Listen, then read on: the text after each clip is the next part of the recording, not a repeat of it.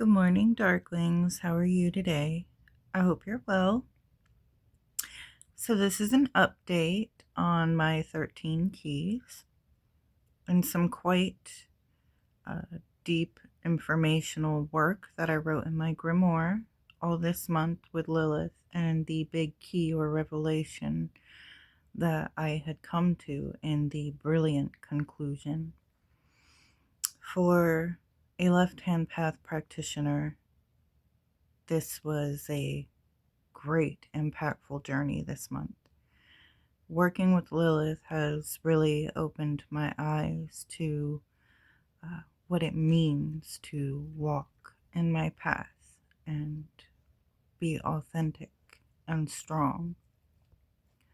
To know how much we really hold power to find inner peace and control the outer chaos. I'm going to read you my grimoire notes, and I think it's the appropriate thing to do. I hope it invokes some thought and shares my journey.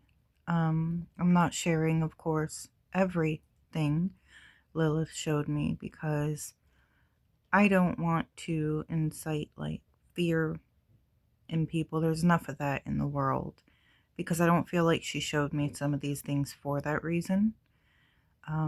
I feel like it was for my own personal changes and development, self discovery reasons.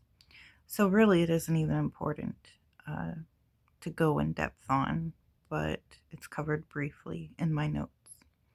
I've never really shared fully like my actual grimoire, so this is kind of a first time for that too. But alright, guys, get you a cup of tea, cup of coffee, sit back and just listen. And let me know your thoughts. And all of you stay safe. It is difficult for me to really describe and relate to others exactly who Lilith is. I've tried and attempted, but I can never truly, perfectly, ever box her in or describe her. I've been working with this energy for a long time, and words of description fall short. I do my best, but to know Lilith, this huge, powerful, dark energy, is to walk the path and to face the darkness shown to you upon the journey. The energy of Lilith is massive and strong, painful and pleasurable. It is yearning and satisfying. Sometimes she throws me off, because just as I believe I am close to her, she sets another path before me, shows and reveals secrets or glimpses into the world's pain, her pain, my pain. At the same time, she shows me my endurance, my strength. She is a guide and a mentor spiritually, an ally and a mother. But she's so much more. Labels just can't cover it, and that is where words fail me. When I first began on the left-hand path, Baal was the first daemon that appeared to me. I always said, and I always thought, but truly it was an incubus. That incubus spirit initiated and awakened my path to the darkness to fully embrace this current and work.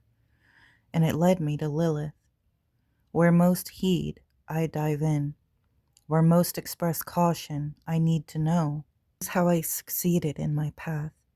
And I realize I've shared only a fraction of it on my channel or with others. I wished I had showed the dedication rites, the time spent, and the rituals and work. But at the time it was too personal. And I was unsure of where exactly it would lead me. My goal isn't to teach, but to express and to share. When I came upon Lilith through searching about sex demons, it was a deep, resonating feeling that I needed her and needed to know her. After all, we have to thank left-hand path practitioners for really bringing her to the forefront as a dark feminine goddess. Before that, I don't know or I'm not aware of many who dared to work with, worship her, or really give her acknowledgement as the Mesopotamian archetype of her, anyway. Besides Gnostic texts, she had some other point of view about her, and it takes some serious balls to push through the fear and really dig deep to know and work with these energies to find out how beautiful and sinfully sweet it is to be allied with such greatness. Lilith, with her many powers, has awakened and reawakened many times much in my path. Unapologetic sexuality, passion in walking to my own beats of the drum, obeying only myself, and the work I've picked up the last 2 months, working with the moon, seeing how my own cycle has changed, knowing it is her influence brings me a comfort. Aligning it with certain phases of the moon, my cycle, gives birth to a new me over and over again as I allow these energies that I work with to ravish me. After all, this excitement, it can be scary, as left-hand path practitioners know. Lilith is not the loving and nurturing mother figure as her shadow figure, Hecate. When my womb was touched by her this month, a offering I freely gave to her, as I am giving all goddesses I work with in this long journey, I fell into a great pain, heavy bleeding, in bed a lot.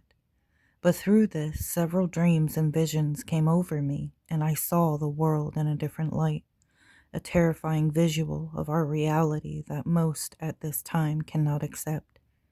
Some remain hopeful, some in denial. Some have chosen a side and fight for what they believe in. Others fight for freedom.